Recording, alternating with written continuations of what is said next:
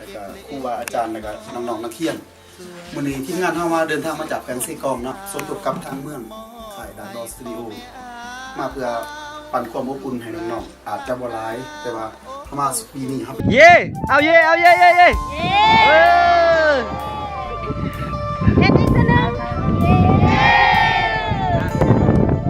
น้ำ เย่เอา1 2 3บัดหนึ่งเออเฮ้ยบ่อีกกับเรา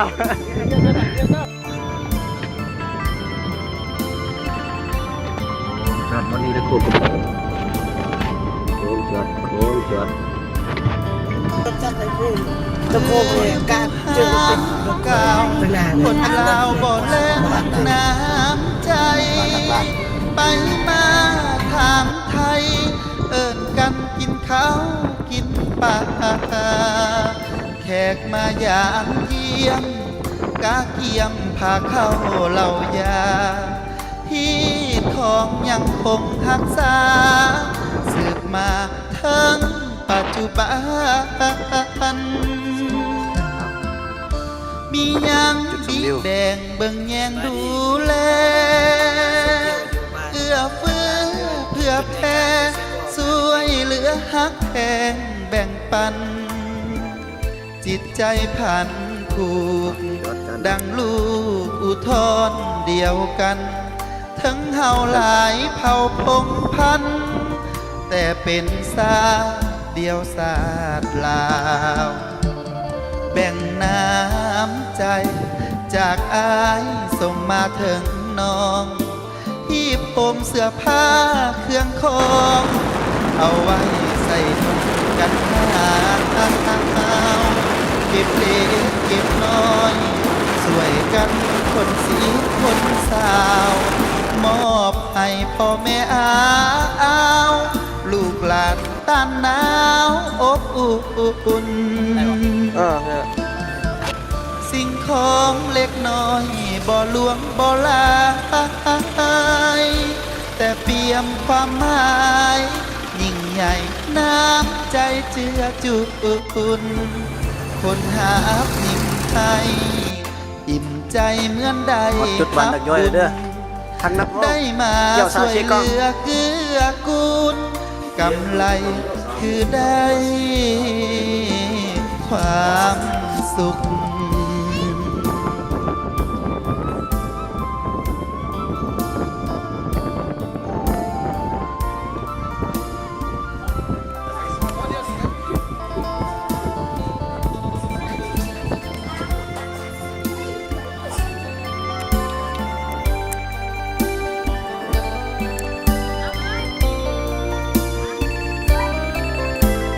คนหาบยิ้มให้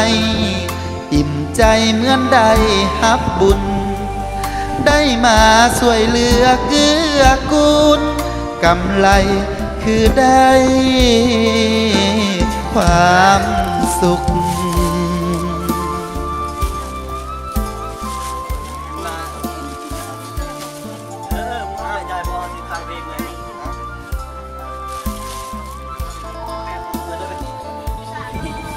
ถ้าว่าประชาชนจึงเท่านะว่าให้เข้านี่นะว่าแม่นว่าให้เข้าเดินนานจะไทยทอดดกนะอันกระยุนเครื่องบ่ให้อันใจแต่ละครอบครัวดานกินนั่นอันเดียวกันที่ แบ่งน้ำใจจากอายส่งมาถึงน้องที่ผมเสื้อผ้าเครื่องของเอาไว้ใส่นุ่งกันหนาว แล้วก็ครูบาอาจารย์แล้วก็น้องๆนักเรียนมื้อนี้ทีมงานเฮามาเดินทางมาจากแขวงเซกองเนาะสมทบกับทางเมืองค่ายดานดอสตูดิโอมาเพื่อปั่นความอบอุ่นให้น้องๆอาจจะบ่หลายแต่ว่าเฮามาปีนี้เฮาเป็นการให้น้องนักเรียนและ สิ่งของเล็กน้อยบ่หลวงบ่หลายแต่เปี่ยมความหมายยิ่งใหญ่น้ำใจเจือจุนคนหายิ้มให้อิ่มใจเหมือนได้ฮับบุญ ได้มาสวยเหลือเกื้อกูล และก็ดึงกับขอกำ กำไร มาตอนรับ คือได้ ทีมงาน ความสุข นี่นะดู ไงฮะครับ กาเทียมพาเข้าเรายาที่ของยังคงรักษาสืบมาทั้งปัจจุบันคนเราบ่เล่นน้ำใจไปมาเอื้อเฟื้อเพื่อแผ่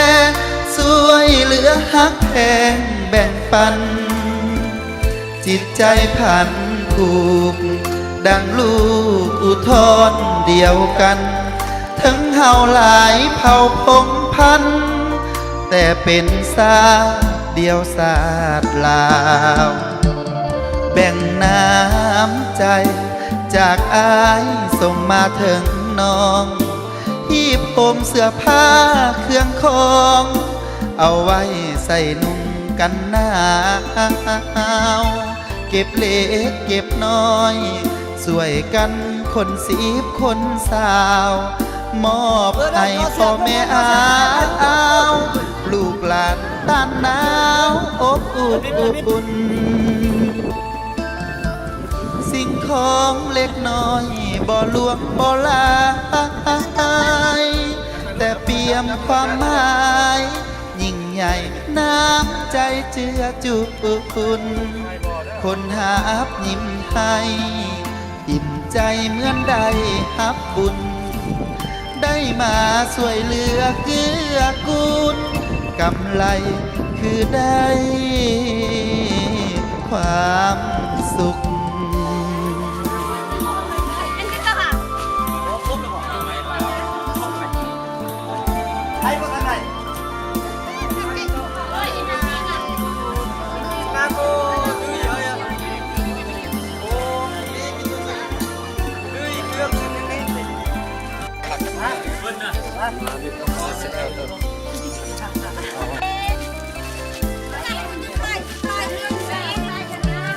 แบ่งน้ำใจจากอายส่งมาถึงน้องที่ปมเสื้อผ้าเครื่องของเอาไว้ใส่นุ่งกันหน้ามียังบิแบ่งเบิ่งแยงดูแลเอื้อเฟื้อเพื่อแผ่สวยเหลือฮักแพงแบ่งปันจิตใจพันผูกดังลูกอุทธรเดียวกันทั้งเฮาหลายเผ่าพงพันธุ์แต่เป็นซาเดียวศาสตร์ลาวแบ่งน้ำใจจากอายส่งมาถึงน้องที่ผมเสื้อผ้าเครื่องของเอาไว้ใส่นุ่งกันหนาวเก็บเล็กเก็บน้อยสวยกันคนสีบคนสาวมอบให้พ่อแม่ลูกหลานต้านหนาวอบอุ่นสิ่งของเล็กน้อยบ่หลวงบ่หลายแต่เปี่ยมความหมายยิ่งใหญ่น้ำใจเจือจุนคนหาอับยิ้มให้อิ่มใจเหมือนได้ฮับบุญได้มาสวยเหลือเกื้อกูลกำไรคือได้ความสุข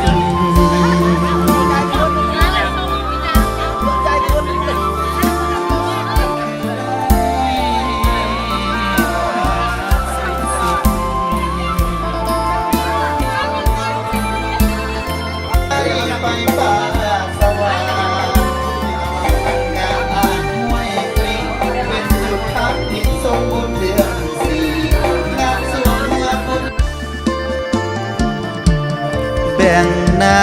ำใจจากอายส่งมาถึงน้องที่ผมเสื้อผ้าเครื่องของเอาไว้ใส่นุ่งกันหนาวเก็บเล็กเก็บน้อยสวยกันคนสีคนสาวมอบให้พ่อแม่ลูกหลานต้านหนาวอบอุ่น สิ่งของเล็กน้อยบ่หลวงบ่หลายแต่เปี่ยมความหมายยิ่งใหญ่น้ำใจเจือจุนคนหาบยิ้มให้อิ่มใจเหมือนได้ฮับบุญได้มาสวยเหลือเกื้อกูลกำไรคือได้ความสุข ดีจัง น้ำ ดีเอา1 2 3มาดึงเฮ้ยมวยกับเรา